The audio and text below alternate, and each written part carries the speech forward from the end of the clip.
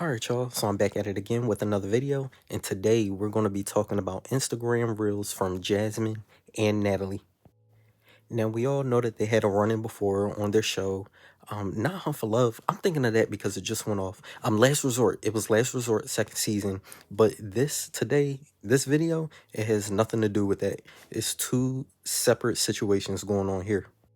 Alright, so let's start off with Jasmine. So Jasmine makes a post and it sets the internet on fire. This post says, even when people don't understand, moving forward isn't easy when your heart is still tied to someone you love.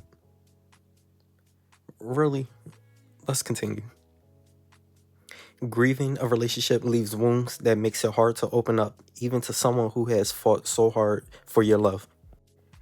Alright, so moving on from that, next she makes a post again. And here, this post says, now, when you see that emoji, that's Gino.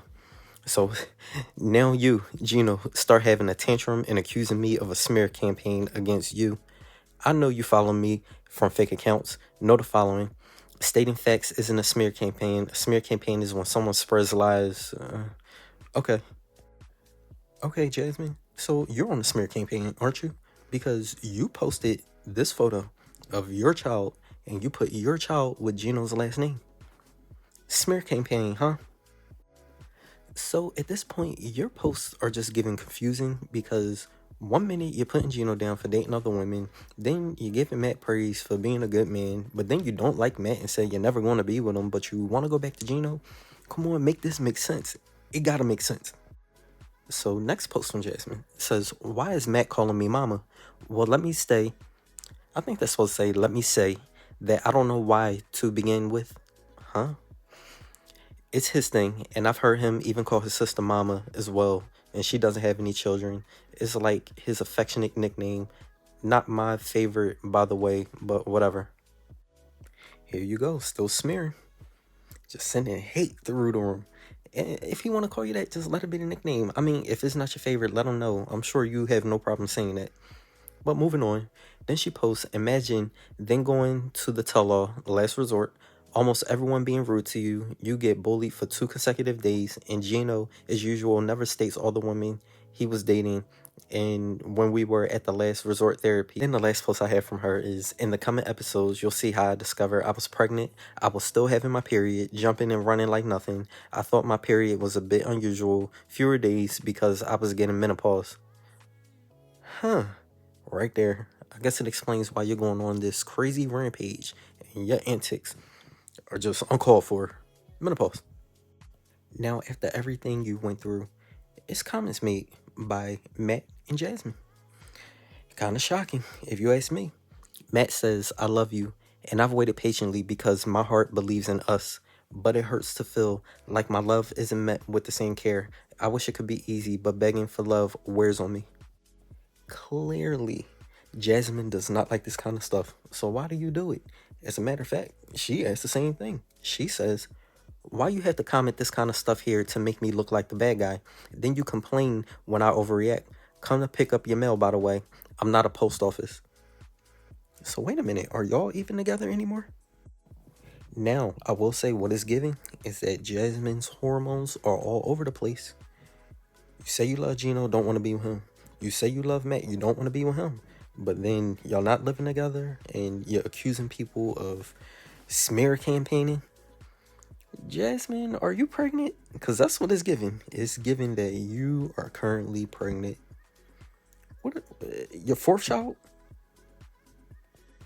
Alright, so then we have our second story. And me personally, I think this one is better. But I'll let you be the judge of that. So we have Jamal. I think he is one of the messiest people, but I guess you'll be able to make that decision after you hear this story. So, him and Natalie, they did I don't even know what you call it, but it was Hunt for Love. It was where you go in and talk about the episode. So, how you have like Happily Ever After, you'll have Pillow Talk, or how you had Hunt for Love, then you had Between the Sheets. So, this is in regard to the Hunt for Love reunion. Natalie and Jamal were there. All right, everything's cool at this point. But Jamal takes it to Instagram. All right, so he puts up this picture, but then blurs out this girl's face, and it doesn't take long to know it's Natalie. But then he goes and makes a post and says, Natalie, thank you for telling me to not use your image. I think it looks better this way. Now, why would you do that knowing she's the crash out queen? And that's exactly what she did, crashed out. So then Natalie attacks back. She does what she does best. She goes and she goes and drops these comments that say, I'm good. Just coming from college and being bullied by Jamal, I kindly asked him to remove a picture from Vegas, and he just started a war against me. I never talked about group ones. I have them on my page too. Vegas picture was offensive and not fun. I don't understand why a grown man acts like a boy. Right, and then so that's a screenshot, and she put stop bullying me, and tags Jamal. Then is other stuff being put out here, like they calling Jamal names. She's saying it wasn't in Vegas. They used my image. I asked to remove, but they gaslighted me. Please remove my face from your Vegas post. This is illegal. I wasn't there, and I haven't even seen X since the tell-all. Okay, she's talking about Josh. But wait a minute, it's hitting me now. So clearly, they must have been doing some clownery, because the famous thing of Natalie saying, take me to Vegas, take me to Vegas. It's been a meme everywhere. You had to see it. But this is making sense now. Y'all was doing some stuff and got her caught up. Now she's pissed about this whole Vegas concept. All right, and then she later goes to say he betrayed me, talking about Josh, and this is not funny. What you're doing is really hurtful and abusive. I mean, I guess it can, because she does play victim a lot. She does the same thing, but once you do it back to her, it's like all bets are off. You're wrong. I don't know. Am I starting to take Jamal's side on this?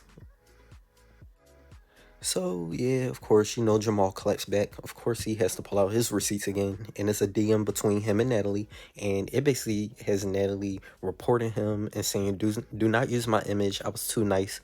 And Jamal says, well, this is what you wanted. I'm just trying to be a gentleman and respect her wishes. As you should. So at this point, Jamal is really getting defensive. So more DMs drop between the two.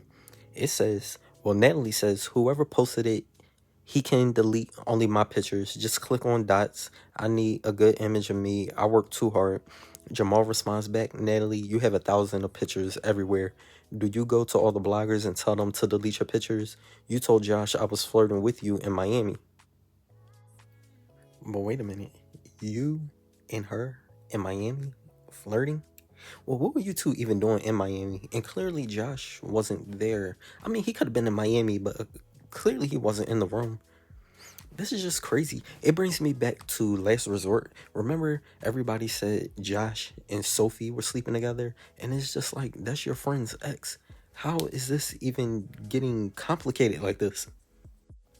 Oh, okay, it's all making sense now, because I done went to the next picture I have, and of course it's Jamal being messy again, but he said, Miami photos. So, y'all were in Miami shooting that, whatever you call it, that thing for the Hunt for Love tell-all. Oh, so you was flirting with her there. Oh, but you and Josh are friends, so...